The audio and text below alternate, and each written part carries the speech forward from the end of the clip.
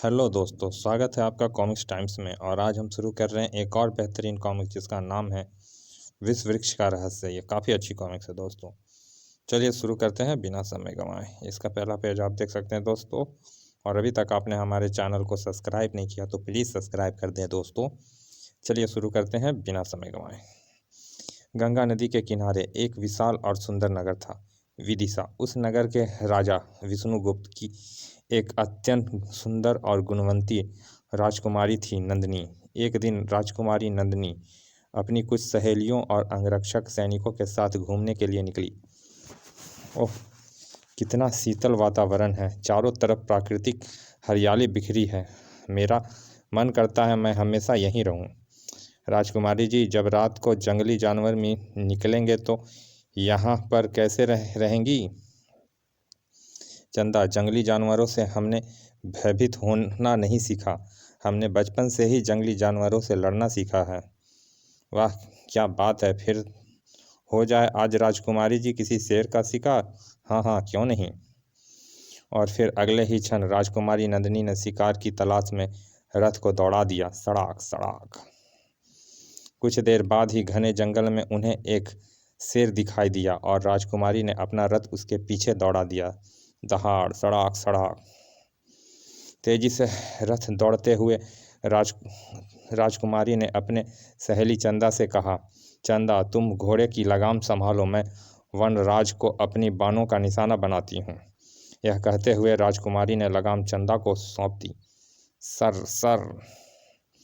लेकिन अभी रथ उस शेर के समीप पहुंचता ही था कि तभी एक भारी झटके ने उन्हें बुरी तरह चौंका दिया और उनके मुंह से एक तेज चीख निकल गई। बचाओ! ओह सटाक! अरे!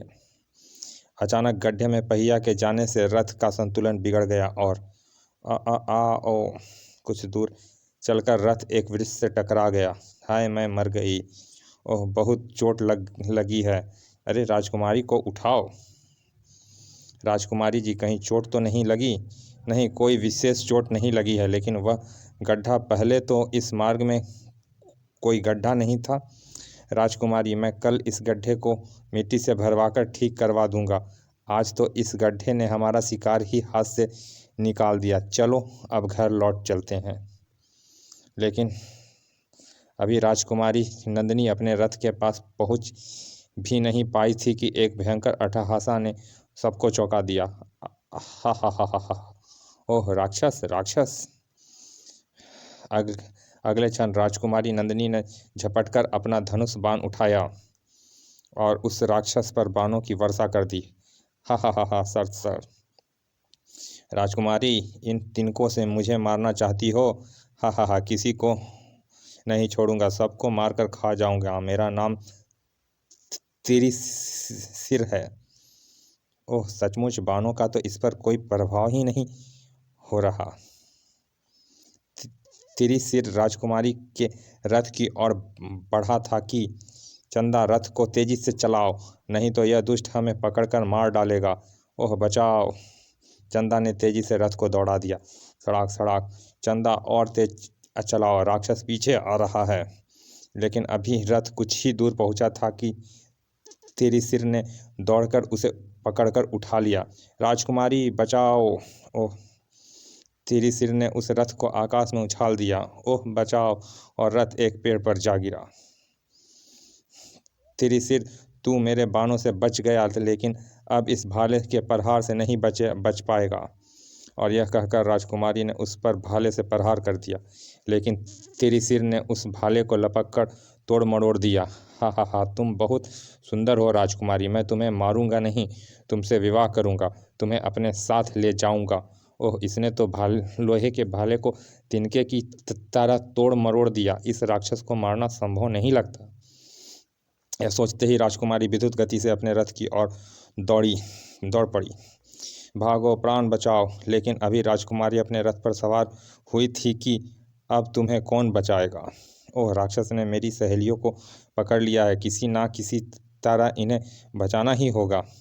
राजकुमारी ने एक बार फिर तेरी सिर पर बाण चलाए। त्रिशिर के हाथ में बाण लगते ही लड़कियां नीचे गिर पड़ी। राजकुमारी, तुमने इन लड़कियों को मेरे हाथ से छुड़ा दिया, लेकिन अब तुम नहीं बचोगी। ओह ओह। राजकुमारी नंदिनी दूसरे रथ पर सवार होकर भाग निकली। राजकुमारी, कहीं भी भाग जाओ, लेकिन मैं तुम्हें नहीं छोड़ूंगा। तुम्हें मुझसे विवाह करना ही पड़ेगा। कुछ ही देर में राजकुमारी तेजी से रथ दौड़ाती हुई नगर में प्रवेश कर गई। द्वारपाल, जल्दी से द्वार बंद करो, पीछे एक भयानक राक्षस आ रहा है। ओह राक्षस! और राक्षस के वहां पहुंचने से पहले ही द्वारपाल ने द्वार बंद कर दिया। त्रिशिर राक्षस के आगमन का समाचार सुनते ही कुछ ही देर में द्वार के भीतर बहुत से सैनिक पहुंच गए। क्रोधित राक्षस ने वृक्षों को उखाड़कर फेंकना शुरू कर दिया। सर राजकुमारी, यदि तुमने मुझसे विवाह नहीं किया तो मैं पूरे नगर को नष्ट कर दूंगा, किसी को जीवित नहीं छोड़ूंगा। राजकुमारी नंदिनी राजमहल में अपने पिता राजा विष्णुगुप्त के पास पहुंची। नंदिनी, तुम आ गई। अभी हमने किसी राक्षस के आने की खबर सुनी तो हम बेचैन हो उठे। पिताजी, जंगल में उस राक्षस ने मेरी कई सहेलियों को मार डाला। मैं मुश्किल से बचकर आई हूँ। कुछ देर में सेनापति मांडव्य उस कक्ष में पहुँचे। महाराज, वह राक्षस चला तो गया, लेकिन जाते हुए राजकुमारी को उठाकर ले जाने की धमकी दे गया है। नहीं, हम उस राक्षस को राजकुमारी की परछाई भी नहीं छूने देंगे। हम उस राक्षस का सर्वनाश कर देंगे। महाराज, उस राक्षस से राजकुमारी की सुरक्षा का तुरंत कोई प्रबंध कीजिए। तुम चिंता मत करो रानी, हम आज ही राजगुरु से मिलकर उस राक्षस को मारने का उपाय पूछेंगे। उसी दिन राजा विष्णुगुप्त राजगुरु से मिलने शिव मंदिर में गए। राजगुरु प्रणाम। गुरुदेव प्रणाम। आयुष्मान भव। आओ राजन, सब कुशल तो है? राजगुरु, सब राजकार्य कुशलता से चल रहा था, लेकिन आज एक राक्षस ने आक्रमण कर दिया। वह बहुत भयानक राक्षस है, भयंकर राक्षस, लेकिन वह विदिशा नगरी में कहाँ से आ गया? ठहरो, हम अभी ज्ञात करते हैं। और फिर कुछ क्षण मौन रहकर राजगुरु ने कहा, राजन, हमने अपने दिव्य ज्ञान से पता किया है कि उस राक्षस को किसी शस्त्र से नहीं मारा जा सकता। वो बहुत शक्तिशाली है। फिर उस भयंकर राक्षस का अंत कैसे होगा गुरुदेव? क्या वह हमारी बेटी को उठा ले जाएगा? राजन, उस राक्षस को सैनिकों की शक्ति से नहीं रोका जा सकता, लेकिन मेरे गुरु महर्षि कपिंजल उस राक्षस को मारने का अवश्य कोई उपाय बता देंगे। महर्षि कपिंजल, फिर तो हमें शीघ्र ही उनके पास जाना चाहिए। हम कल प्रातः कजली वन में जाकर महर्षि से प्रार्थना करेंगे तो वह अवश्य हमारी सहायता करेंगे। अगले दिन कजली वन जाने की बात सुन कर राजा महल को लौट आए। अगले दिन राजगुरु के साथ राजा विष्णुगुप्त ने कजली वन की ओर प्रस्थान किया। दोपहर होने से पूर्व वह सब महर्षि के पास पहुंच गए। राजगुरु से भयंकर राक्षस के प्रकोप की सारी कहानी सुनकर महर्षि कपिंजल ने कहा, चिंता मत करो राजन, उस राक्षस को मारने का अवश्य कोई उपाय हम तुम्हें बताएंगे, लेकिन पहले हम उस राक्षस के संबंध में सब कुछ जान लेना चाहते हैं। और तभी महर्षि ने अपने दंड को उठाकर आकाश में लहराया। महर्षि के दंड से कुछ किरणें निकली और फिर त्रिशिर की आकृति बनती चली गई। त्रिशिर की आकृति को देखते ही सेनापति ने तुरंत कहा, महर्षि, यही है वो त्रिशिर राक्षस। ओह, कितना भयानक राक्षस है। और फिर उस आकृति के लुप्त हो जाने पर महर्षि मुस्कुराकर बोले, यह दंड ले जाओ राजन, और नगर के चारों ओर इस दंड से एक रेखा खींच देना, फिर वो राक्षस नगर में प्रवेश नहीं कर सकेगा। महर्षि कपिंजल से दंड लेकर राजा विष्णुगुप्त अपने नगर को लौट आए। उसी दिन नगर के चारों ओर उस दंड से रेखा खींच दी गई। अभी दंड से रेखा खींचे हुए कुछ ही दिन बीते थे कि एक दिन फिर त्रिशिर आ गया। सैनिकों ने मुख्य द्वार बंद कर लिया तो वह वृक्षों को उखाड़कर फेंकने लगा। राजा विष्णुगुप्त तुरंत मुख्य द्वार पर पहुंचे। नंदिनी भी उनके साथ थी। ओह सर, हट जाओ, हट जाओ।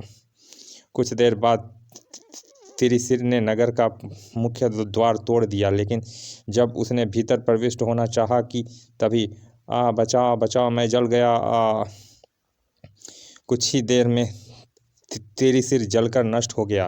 तभी नंदिनी ने अपने पिता से कहा, पिताजी, नगरवासियों को आदेश दीजिए कि सब खुशियां मनाएं, पूरे नगर को दीपावली की तरह खूब सजाएं। नहीं बेटी, अभी नहीं, पहले हम महर्षि कपिंजल के पास उन्हें इस कार्य के लिए धन्यवाद देने जाएंगे। और फिर उसी दिन राजा विष्णुगुप्त राजगुरु और नंदिनी के साथ महर्षि कपिंजल से मिलने चल दिए। महर्षि कपिंजल के सामने पहुंचकर, महर्षि प्रणाम, भगवान विष्णु की अनुकंपा से तिरिसिर राक्षस मारा गया। राजन, भगवान विष्णु की अनुकंपा नहीं, मेरी अनुकंपा से वह भयंकर राक्षस मारा गया है। मैं ऐसे भयानक कर राक्षसों को पलक झपकते मार सकता हूँ। ओह, इतना अभिमान! हाँ हाँ महर्षि, सचमुच आपकी अनुकंपा और शक्ति से तिरिसिर मारा गया। राजन, भय मुक्त होकर राज्य करो, तुम्हें कोई कष्ट नहीं होगा। मेरे रहते कोई तुम्हें भयभीत नहीं कर सकेगा। महर्षि को प्रणाम कर राजा विष्णुगुप्त नगर की ओर लौट गए। अगले ही दिन विदिशा नगर से दूर अपने निवास कैलाश पर्वत पर भगवान शिव स्नान करके लौट रहे थे। नंदी अभी जंगल में फल लेकर नहीं लौटा था, तभी पार्वती की दृष्टि शिव पर पड़ी। ओह, कैलाशपति स्नान करके भी लौट रहे हैं और अभी तक नंदी का कुछ पता नहीं। ओह, वह आते ही फलाहार के लिए कहेंगे तो मैं उन्हें क्या उत्तर दूंगी। अभी कुछ सोचती हुई पार्वती जल्दी से गुफा में चली गई। कुछ देर बाद, पार्वती, हम स्नान करके लौट आए हैं, तुम जल्दी से फलाहार ले आओ, आज बहुत जोर की भूख लगी है। अभी आई स्वामी, आप आसन ग्रहण कीजिए। ओह, अब मैं क्या करूं, कोई बहाना भी तो नहीं बना सकती। तभी कुछ सोचकर पार्वती मन ही मन पुलकित हो उठी और पूजा का थाल सजाकर बाहर आई। पार्वती, फलाहार कहाँ है, हमें भूख लगी है। मैं कैलाशपति पूरा ब्रह्मांड आपकी पूजा करता है, क्या मुझे अपनी पूजा का अवसर नहीं देंगे। ठीक है, लेकिन पूजा जल्दी समाप्त करना, हमें बहुत जोर की भूख लगी है। उधर पार्वती ने पूजा पूरी भी नहीं की थी कि नंदी आता दिखाई दिया। शिव भी पूजा की वास्तविकता जान गए थे। ओह, नंदी आ गया। ओह, नंदी के फल लाने में देर हो गई थी, इसीलिए पार्वती ने पूजा का यह नाटक किया। बहुत बहुत निपुण है पार्वती।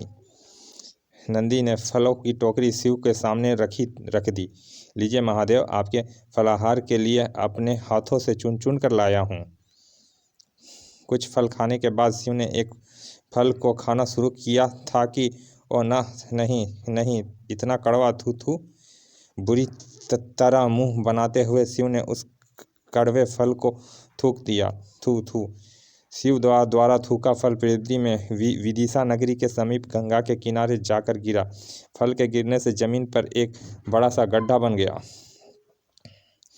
अभी शिव ने इस कड़वे फल को थूका ही था कि देव ऋषि नारद वहां पहुंच गए। नारायण नारायण। ओह नारद, और देव ऋषि, आपका स्वागत है, फलाहार कीजिए। महादेव, कड़वे फल का आहार, और यह आपने क्या किया। आपके विष युक्त मुंह से निकला वह फल तो पृथ्वी पर विनाश कर देगा। कुछ कहने से पहले ही शिव मुस्कुरा दिए।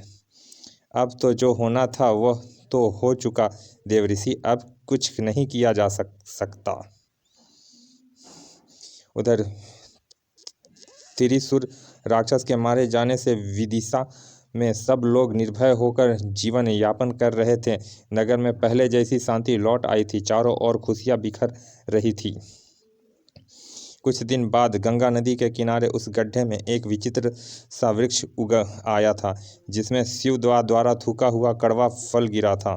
और फिर देखते ही देखते उस विचित्र वृक्ष ने विशाल रूप धारण कर लिया था और उसमें सुंदर फल निकल आए थे। अरे देखो, यह कैसा विचित्र वृक्ष है। अरे हाँ, इस पर कैसे लाल लाल फल लगे हैं। उस वृक्ष के सुंदर फलों को देखकर लोग अपने को नहीं रोक सके और फल तोड़ने के लिए उस वृक्ष पर चढ़ गए। उन लोगों ने कुछ फल तोड़कर नीचे फेंके और कुछ फल सवै खा ले। मेरा है, मैं लूँगा। ओह कितना मीठा है। लेकिन अभी वृक्ष पर बैठे युवक ने वो फल खाया ही था कि ओह मेरा सिर क्यों चकरा रहा है और अगले क्षण नीचे गिरते ही वो युवक मर गया। ओह, वृक्ष से गिरकर मर गया।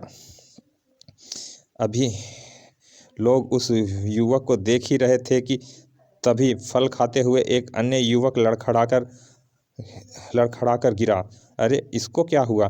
अरे इसका शरीर तो नीला पड़ गया। और फिर देखते ही देखते सभी फल खाने वाले लोग जमीन पर गिरकर मरते गए। अरे सभी फल खाने वाले मरे गए। ओह, अवश्य ही इन फलों में विष है, देखो सब नीले पड़ गए हैं।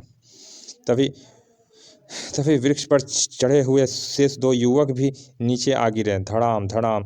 अरे इन फलों को कोई नहीं खाएगा, यह विषैले फल है, फेंको फेंको यह विषैला फल। और फिर सभी ने उन विषैले फलों को फेंक दिया। सैनिकों ने जब विषैले फलों से लोगों को मरने का समाचार राजा विष्णुगुप्त को दिया तो वह आश्चर्यचकित रह गया। महाराज, इस विचित्र वृक्ष के फल खाकर अनेक लोग मृत्यु का शिकार हो गए हैं। सभी मरने वाले लोगों के शरीर नीले पड़ गए हैं। विषैला वृक्ष, लेकिन पवित्र गंगा नदी के किनारे विषैला वृक्ष कैसे उग गया? चलिए दोस्तों, इस कॉमिक्स का पहला भाग यहाँ समाप्त करते हैं। मिलते हैं इसके दूसरे भाग में। और अभी तक आपने हमारे चैनल को सब्सक्राइब नहीं किया तो प्लीज़ दोस्तों सब्सक्राइब कर दें, ताकि हम आपके लिए ऐसे ही अच्छी अच्छी कॉमिक्स अपलोड करते रहें और आप इंजॉय करते रहें। चलिए मिलते हैं इस कॉमिक्स के दूसरे भाग में। तब तक के लिए धन्यवाद, विदा।